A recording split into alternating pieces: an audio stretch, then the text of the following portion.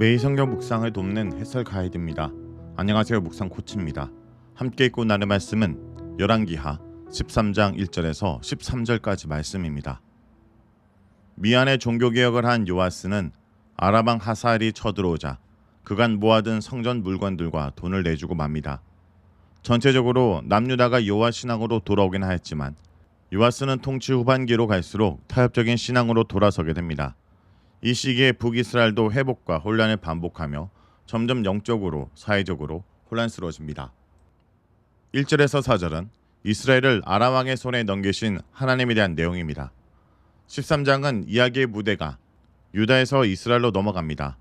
유다 왕 아하시아의 아들 요아스 제23년에 예후의 아들 요아스가 사마리아에서 이스라엘 왕이 되고 17년을 기다립니다.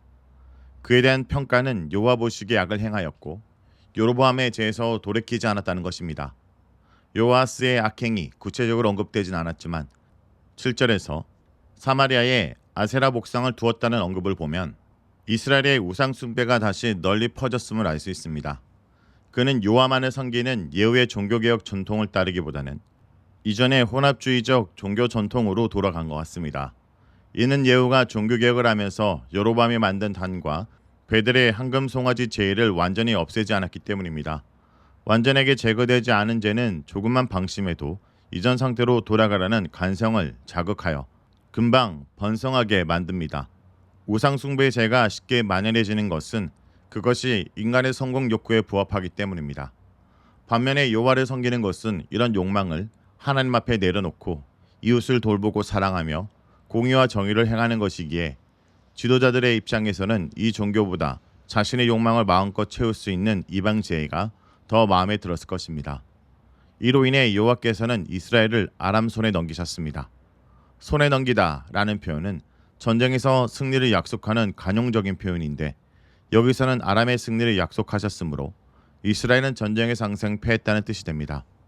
그것도 요아스가 평생 동안 아람에게 졌다고 말합니다. 본문은 이스라엘이 아람 왕 하사엘과 베다닷에게 진 것을 우상 숭배에 대한 하나님의 심판으로 해석하고 있습니다. 그 결과 아람 왕이 이스라엘을 압제하였습니다. 나라 간의 압제는 무거운 조공을 바치게 하고 영토의 일부분을 빼앗는 것입니다. 하사엘은 남조 유다 왕 요아스에게도 막대한 양의 조공을 받아갔습니다. 이런 상황이 계속되자 이스라엘은 경제적으로나 사회적으로 피폐해질 수밖에 없었습니다. 군사, 경제적 부담은 모두 백성들이 져야 하기에 백성들의 삶 역시 황폐해졌을 것입니다. 전적으로 자신의 무능함을 절감한 요아스 왕은 하나님의 자비하심을 간절하게 구합니다. 그러자 하나님께서는 이들의 간구를 들으십니다. 5절에서 7절은 이스라엘을 구원하시고 심판하시는 하나님에 대한 내용입니다. 요아스의 기도를 들으신 여호와께서는 이스라엘 위에 구원자를 주십니다. 이 구원자가 누구인지는 언급되지 않습니다. 다수의 학자들은 그가 당시 아수르의 왕인 아다드나리 2세이거나 하맛의 자구트 등 이웃나라 통치자라고 봅니다. 당시 살아가고 있던 엘리사라고 보기도 합니다. 이 구원자는 이스라엘을 아람의 압제에서 구원하여 이스라엘 사람들이 자신의 장막으로 돌아갈 수 있도록 해주었습니다. 이 부분은 애굽에 압제해 있던 이스라엘이 애굽 왕 바로의 손에서 나온 것을 묘사한 신명기 26장 7절에서 9절과 비슷합니다.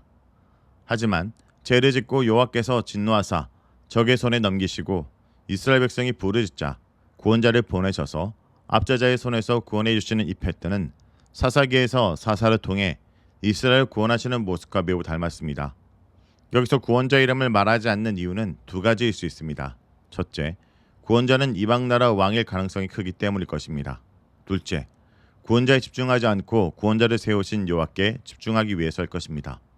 엘리야 이야기 이후 여호와께서는 이스라엘에만 관여하시는 것이 아니라 주변 나라들의 정세에도 관여하여 하나님의 시간과 기준에 따라 왕을 세우기도 하고 폐하기도 하시며 나라의 흥망성쇠를 주관하시는 모습으로 등장합니다.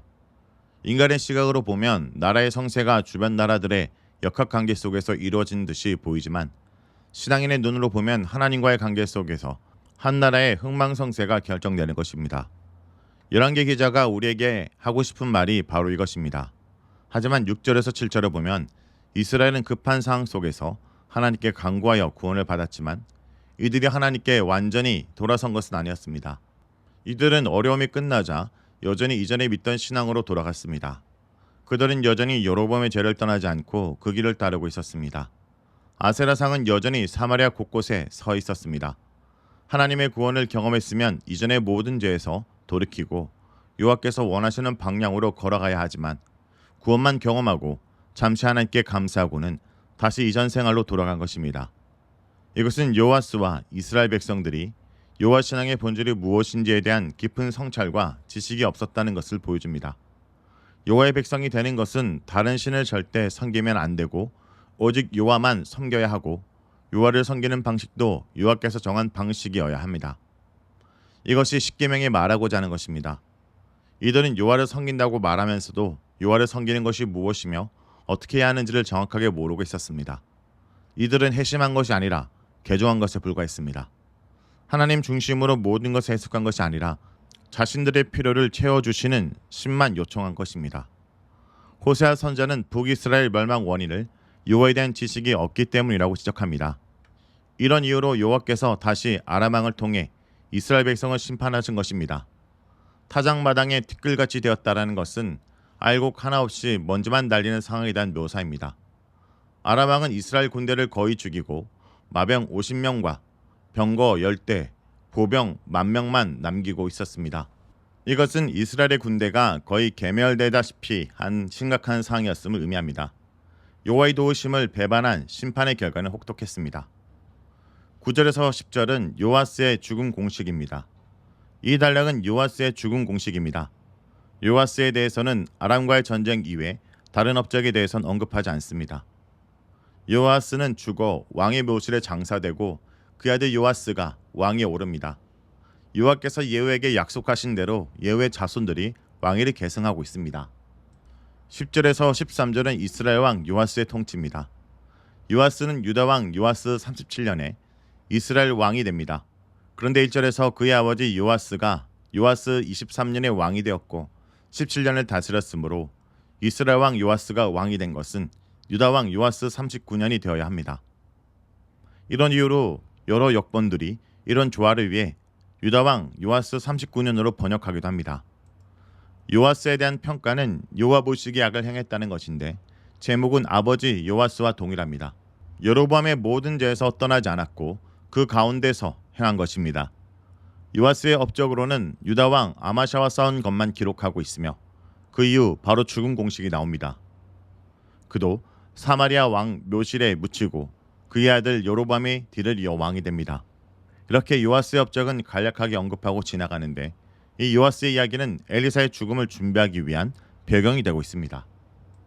성도 여러분, 오늘 본문에서 요아스가 제약의 길에서 떠나지 않자 하나님도 아람 왕 하사엘과 그의 아들 베닷의 손에 그들을 넘겨버리십니다. 하나님의 능하신 오른손으로 이스라엘을 바로의 손에서 건져내셨는데 그 은혜를 저버리자 다시 압자자의 손에 잠시 그들을 맡겨서 하나님의 통치가 없는 나라엔 진정한 샬롬이 없음을 알게 하셨습니다. 하나님 대신에 돈과 권력을 숭배하면 우리를 그것들에 넘기셔서 우리가 바라는 것들이 얼마나 허망한지를 알게 하십니다. 하나님이 아닌 모든 것은 나를 노예가 되게 합니다. 하나님만이 나를 진정으로 자유롭게 해주신다는 것을 잊지 않기 원합니다. 말씀을 놓고 기도하겠습니다. 주님, 하나님이 아닌 다른 것들로 내 삶의 안정과 평안을 누리려는 어리석은 자가 되지 않게 하여 주옵소서. 주님만이 우리를 진정으로 자유롭게 하심을 오늘도 다시 붙듭니다. 우리 삶의 주인이 되어 주옵소서. 예수의 이름으로 기도합니다. 아멘.